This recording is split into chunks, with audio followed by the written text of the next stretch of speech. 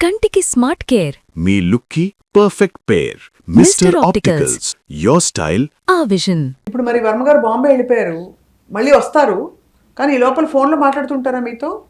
లేరు. అస్సలు మనసులో ఉంటుంది అంతే. కానీ నాకు ఎవరికి దొరకని ఒక అపురూపమైన ప్రేమ దొరికింది. ఎక్కడున్నా మనసులో ఉంటుంది. మరి అసలు ఇంటికి ఒక 10 రక్షణ కవచాలు. డాక్టర్ తో మాట్లాడేస్తాడు, విజయతో. నాకు చెప్పే అమ్మ ఏమడిగినా ఇచ్చి పడిపోతుందేమో రామట్ పడితే పడిపోను, మళ్ళీ లేస్తుంది, ఆపకు, ఏం చెప్తే చేసి. ఇప్పుడు నేను ఆఫీస్కి వెళ్ళినా ఆ మెట్లు ఎక్కుతుంటే భయమే, చేరిపోయాకప్పుడు రిలాక్స్ అవుతాడు అనమాట. చాలా అద్భుతమైన ప్రేమ. ఏమనిపిస్తుంది పుట్టినరోజుకి మీ దీవెన ఏమిటి? అన్ని ఆల్రెడీ ఆయన అనుకున్నట్టు జీవిస్తున్నారు, ఆయనకు అన్ని అమరుతున్నాయి. ఇప్పుడు తన కెరియర్ లోనే బెస్ట్ ఫిలిం నేనే ఆశ్చర్యపోయే లెవెల్లో నేను తీస్తానని చెప్పి కంకణం కట్టుకుని వెళ్ళారు. పెద్ద పెద్ద the biggest of the stars తోటి సినిమా తీస్తున్నారు.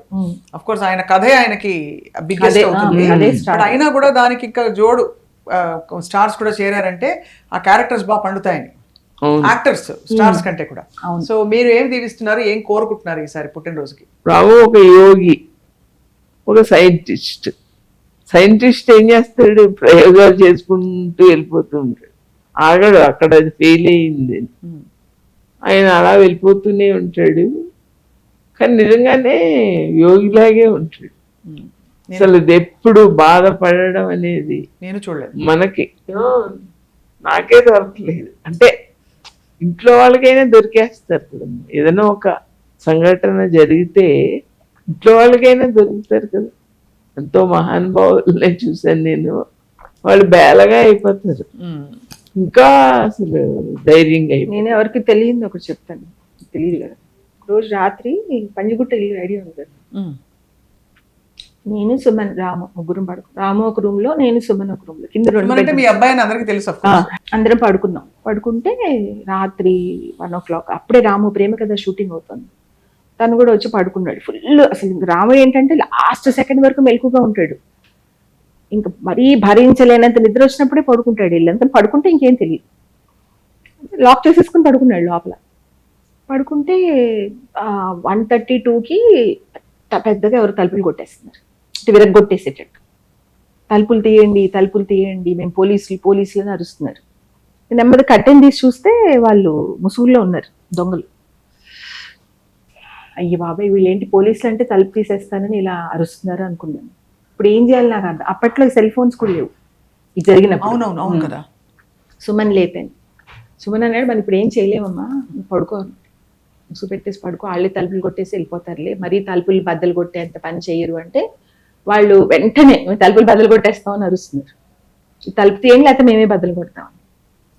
సరే అని సుబ్బరాజ్ గారికి ఫోన్ చేశాను, ఆయన మా ఇంట్లో ఉన్నారు. అప్పుడు మీకు ల్యాండ్ లైన్ ఉండేదా? Land line. ఫోన్ చేస్తే ఆయన కూడా అర్థం కాలేదు, సరే ఎవరో ఒకరు తీసుకుని వస్తారులే అన్నారు. కానీ అదంతా టైం పడుతుంది కదా. ఇంకా నాకు భయం వేసేసి వెళ్ళి రాముని లేపేసి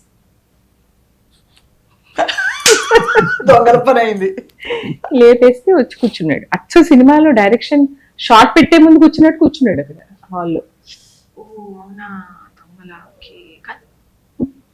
కానీ జనరల్ గా ఎప్పుడు థీవ్స్ ఫస్ట్ అది ఫోన్ వైర్ కట్ చేస్తారు, కట్ చేయకుండా.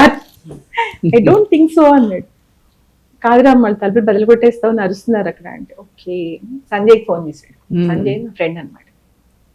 Sanjay, I don't think they are thieves but Vijaya thinks so అని అన్నాడు. అంటే వాడు వచ్చాడు పరిగెత్తుకుని. వాళ్ళు ఏం చేశారంటే ఇంకా తలుపులు కొట్టి వెళ్ళిపోయారు. వెళ్ళిపోతే అక్కడ బయటకు వచ్చి చూసాడు, అలా ఫోన్ వైర్లు వంక చూసాడు అనమాట. చూసి ఐ డోంట్ థింక్ సో అన్నాడు. అప్పుడు వాళ్ళు వచ్చి అక్కడ పక్కన పోలీస్ స్టేషన్కి వెళ్ళి అడిగారు, ఇలా ఎవరో వచ్చారు, దొంగలు వచ్చేసి తలుపులు బదులు కొట్టడానికి ట్రై చేశారు, ఇదంతా అయ్యింది అంటే. యాక్చువల్గా వాళ్ళు పెట్రోలియం పోలీసులు అంట. చలికాలం అని ముసుగులు వేసుకుని వచ్చారు, చలికి తట్టుకొని. ఈ తలుపు తీసింది లోపల, ఎవరో తలుపులు తీసుకుని లోపలికి వెళ్ళిపోయిన లాగా అనిపించిందంట. అందుకని వాళ్ళు చెక్ చేయడం కోసం అనేసి తలుపులు కొట్టారంట. తలుపు తీయట్లేదని పానిక్ అయిపోయారు. లోపలికి ఆల్రెడీ దొంగలు వెళ్ళిపోయారని వాళ్ళ ఉద్దేశం. ఓహో, ఆల్రెడీ వెళ్ళిపోయి లోపల నుంచి లాక్ చేసేసారు. రామ్ గోపాల్ వర్మ ఇల్లు కదా, ఏదో జరుగుతోందని తలుపు బద్దలు కొట్టడానికి ట్రై చేస్తారు. అప్పటికే ఆయన సినిమాలో సెటిల్డ్ అయితే ప్రేమ కదా, ప్రేమ కథ. అదే అదే అదే మీరు చెప్పారు. ఇప్పటికి ఒక 10 ఏళ్ళు. అయితే నేను ఇక్కడ హైలైట్ ఏంటంటే స్క్రీన్ ప్లే ఆలోచన. స్క్రీన్ ప్లే దొంగలైతే కట్ చేస్తారు కదా. దొంగలైతే వైర్లు కట్ చేస్తారు, ఐ డోంట్ థింక్ సో అని ఒకటే డైలాగ్. తర్వాత అలా కూర్చున్నాడు అంతే. పానిక్ అవ్వడు. ఏం జరిగినా నేను ఇంతవరకు పానిక్ అవ్వడం చూడలేదు. ఇవాళ 3 కొత్త విషయాలు తెలుసుకున్నాం. ఒకటి పేపర్ వేసేవారు రామ్ గోపాల్ వర్మ గారు. అవును. కానీ అక్కడ పేపర్ వేయడం కంటే ఏదో ఒకటి చేయాలి. ఆ తపన ద గ్రేట్. ఏం చెయ్యాలంటే మరి ఏం చేస్తారు? నాకైతే భయం ప్రధానమంత్రి అయిపోతారేమో. ఛాయ్ ఇచ్చి ప్రధానమంత్రి గారు అయిపోయారు కదా. కానీ ఏదైనా అవ్వచ్చు, చెప్పలేము. ఇప్పుడు మనం ఊహించమో అది జరుగుతుంది. కాబట్టి ఇప్పుడు గోవిందా గోవిందా సినిమా తీసేసాడు, వెంకటేశ్వర స్వామి సెట్ వేసేసాడు, తిరుపతి వెళ్ళిపోయాడు. రేపు ఏం చేసినా కొత్తగా ఏమైనా చేయాలి అనే తాపత్రయంలో. మీరు శ్రీదేవి గారిని కలిసి ఉంటారు కదమ్మా ఆ రోజుల్లో. అప్పుడు ఏమనిపించింది? వర్మ గారు అంత ఆరాధించే ఒక నటి, అంత ప్రేమించే ఒక నటి. అంటే ఆవిడ చూస్తే చాలా ఒక ఫీల్ వస్తుంది, దేవతలాగా ఫీల్ వస్తుంది. ఆవిడ పెర్ఫార్మెన్స్, ఆవిడ అందం, ఆవిడ హైట్. శ్రీదేవి పిన్ని మహేష్ వాళ్ళ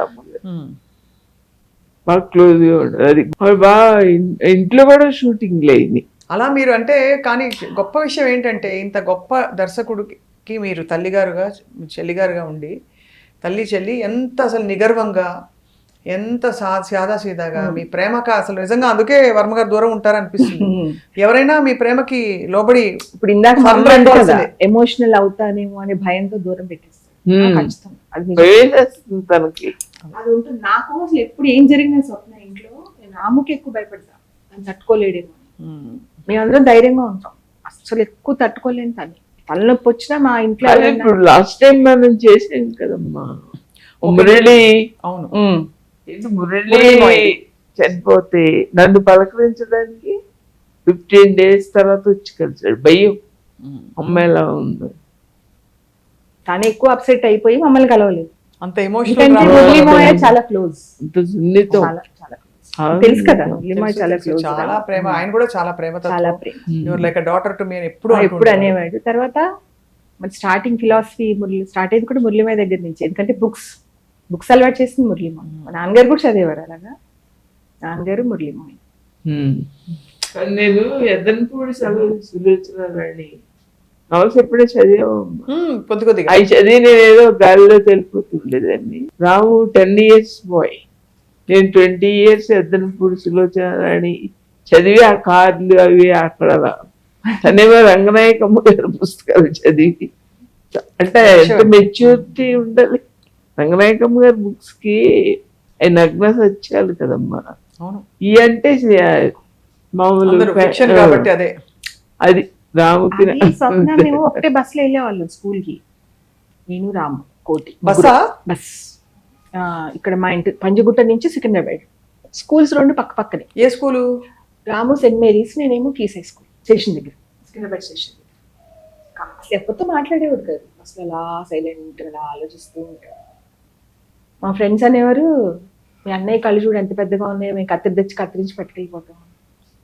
అమ్మాయిలాగా ఉన్నాడచ్చు అంటే సన్నగా తెల్లగా ఉండేవాడు.